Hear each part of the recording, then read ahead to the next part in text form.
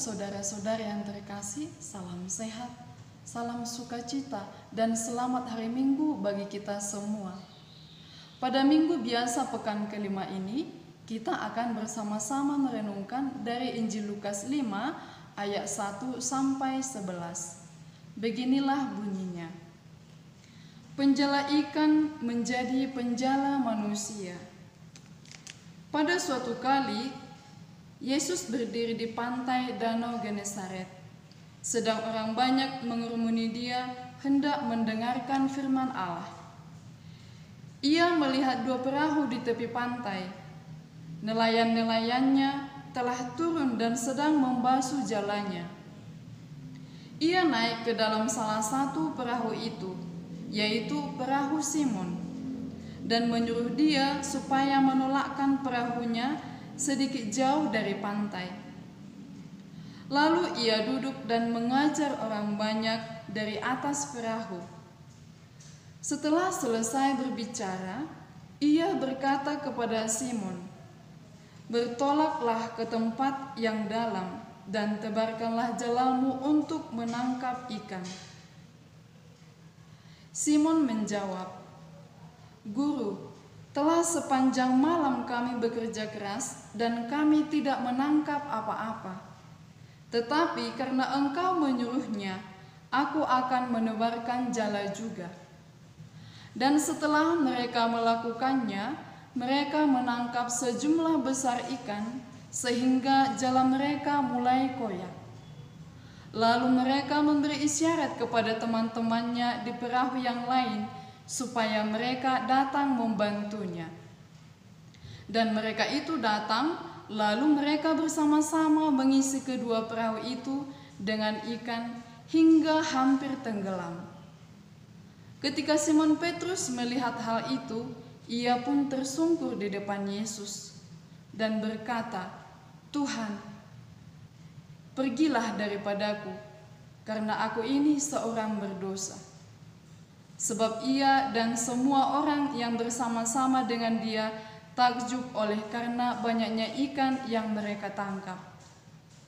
Demikian juga Yakobus dan Yohanes, anak-anak Zebedeus, yang menjadi teman Simon. Kata Yesus kepada Simon, "Jangan takut. Mulai dari sekarang engkau akan menjala manusia." Dan sesudah mereka menghela, mereka pun meninggalkan segala sesuatu lalu mengikut Yesus. Demikianlah Injil Tuhan. Terpujilah Kristus. Bapak, Ibu, saudara-saudari yang terkasih, judul permenungan kita pada minggu biasa pekan kelima ini adalah mengikuti panggilan Yesus. Mengikuti artinya ada hal yang ditinggalkan. Mengikuti juga berarti mengerahkan pandangan dan berjalan ke depan. Dengan demikian, kita pun meninggalkan apa yang di belakang kita. Pertanyaannya, mengapa kita bersedia melakukannya? Tentulah ada alasannya. Yang pasti, karena kita melihat kehidupan yang lebih baik dari kehidupan sekarang ataupun kehidupan yang telah kita lewati. Dikisahkan dalam Injil Lukas 5 ayat 1 sampai 11 bahwa Simon Petrus dan teman-temannya sedang membereskan jalannya. Mereka adalah nelayan profesional yang semalaman menjala ikan tetapi tidak mendapatkan hasil. Hidup mereka sangat tergantung dari hasil tangkapan ikan. Di tengah kesibukan, mereka membereskan jala. Datanglah Yesus menghampiri mereka.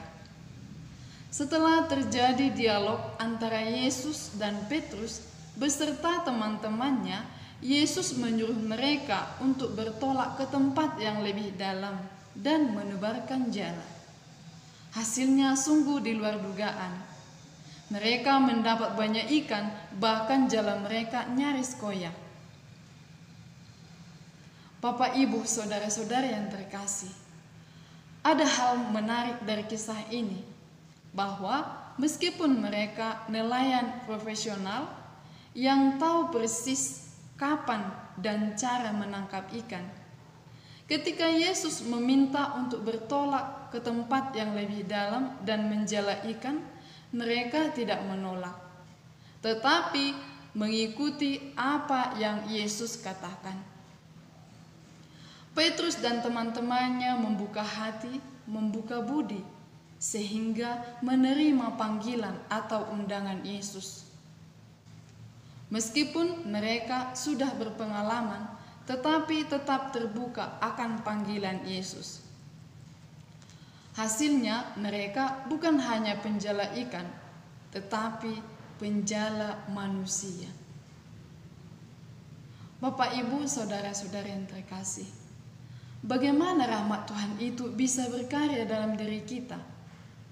Belajar dari pengalaman para murid kita pun hendaknya membuka hati dan budi kita dengan bersikap rendah hati.